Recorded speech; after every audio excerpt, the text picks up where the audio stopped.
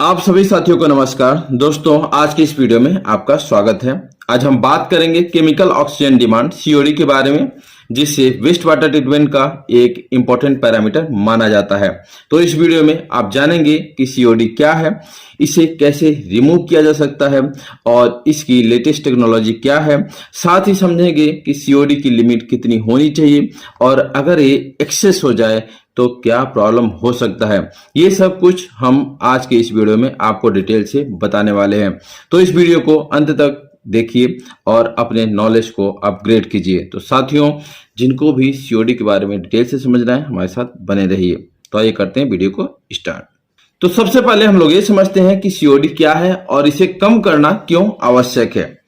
तो chemical oxygen demand COD water में available organic matter को ऑक्सीडाइज करने के लिए नेसेसरी ऑक्सीजन की क्वांटिटी को मेजर करता है। इसको हम लोग ऐसे ही बोल सकते हैं कि सीओडी एक मेजर है जो बताता है कि वेस्ट वाटर में कितनी ऑक्सीजन की क्वांटिटी ऑर्गेनिक और इनऑर्गेनिक केमिकल को ऑक्सीडाइज करने के लिए रिक्वायर्ड होती है। हाई सीओडी लेवल्स ये इंडिकेट करता है कि वाटर में अत्यधिक मात्रा में ऑर्गेनिक पॉल्यूटेंट अवेलेबल है जो एक्वेटिक लाइफ के लिए हार्मफुल हो सकते हैं और वाटर सोर्स की क्वालिटी को भी प्रभावित कर सकते हैं। इसलिए सीओडी को इफेक्टिव रूप से कम करना अत्यंत आवश्यक है। इसे मिलीग्राम प्रति लीटर या पीपीएम में मेजर किया जाता है। तो अगर हम लोग बात करें सीओडी की लिमिट की, तो सीओडी की लिमिट कितनी होनी चाहिए ये आपको पता होना चाहिए। तो जनरल स्टैंडर्ड यानी कि central pollution control board CPCB के अनुसार ट्रीटेड वेस्ट वाटर में सीओडी की जो लिमिट है वो 250 मिलीग्राम प्रति लीटर से कम होना चाहिए। ये जो लिमिट्स है ये स्पेसिफिक इंडस्ट्री के अनुसार वेरी करती है, यानी कि ये लिमिट 250 मिलीग्राम प्रति लीटर से भी कम हो सकती है।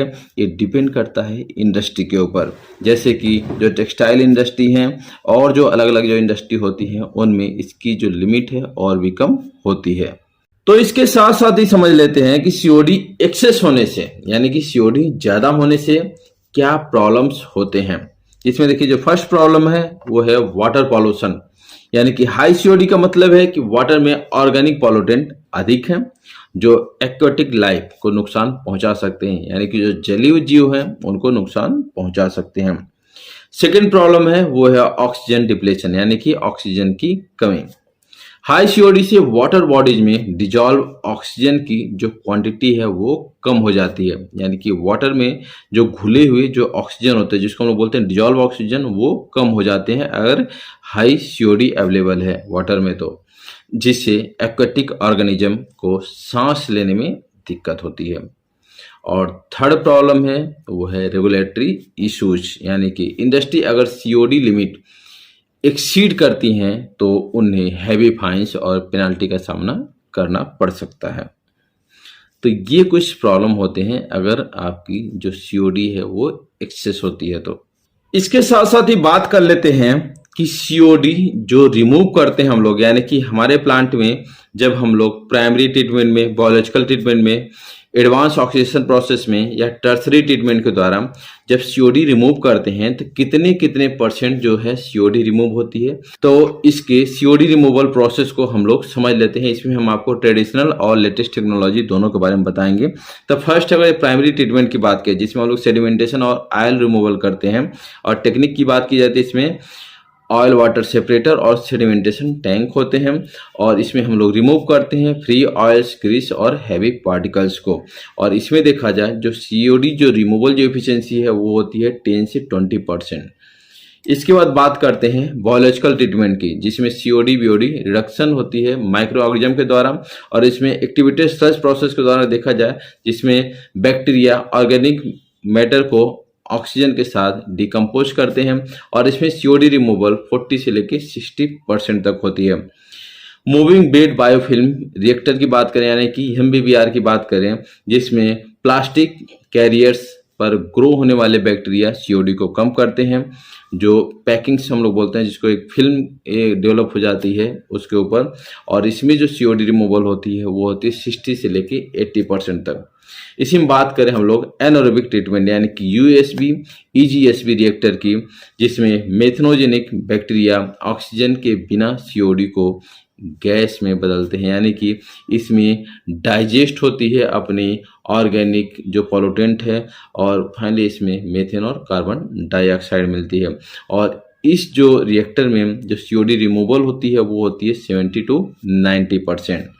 इसके साथ साथ अगर हम लोग बात करें एडवांस ऑक्सीडेशन प्रोसेस एओपी की, ये लेटेस्ट टेक्नोलॉजी है और हाई सीओडी रिमूवल होता है इस प्रोसेस के द्वारा। इसमें जो फेंटन प्रोसेस की बात करें तो इसमें हाइड्रोजन पेरोक्साइड और आयरन का उपयोग करके ऑक्सीडाइजेबल मैटर्स को रिमूव करते हैं या हटाते हैं। इसमें सीओडी रिमूवल का जो परसेंटेज है वो है 80 to 95%।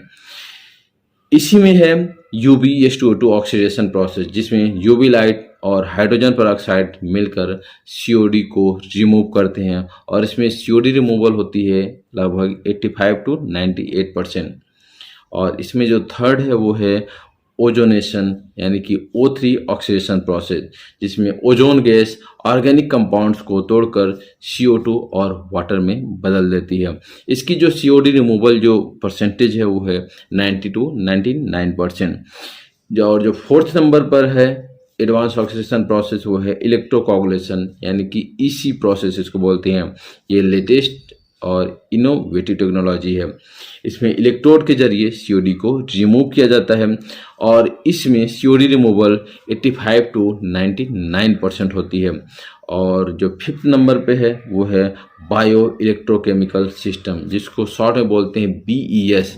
इसमें बैक्टीरिया और इलेक्ट्रोकेमिकल प्रोसेस का कॉम्बिनेशन होता है और इसके द्वारा सीओडी को रिमूव किया जाता है। इसके साथ साथ वेस्ट वाटर ट्रीटमेंट के नेक्स्ट प्रोसेस स्टेप की बात की जाए तो है टर्सरी ट्रीटमेंट, जिसको पॉलिशिंग और फाइनल प्यूरिफिकेशन सेक्शन भी बोला जाता है। तो इसमें कई इक्विपमेंट्स का यूज किया जाता है, जिसमें हम एक दो के बारे में केवल आपको बताएंगे जो मेन जो यूज किए जाते हैं। जिसमें और हम बात करें हम लोग एक्टिवेटेड कार्बन फिल्टर की, जिसको शॉर्ट में बोलते हैं ACA।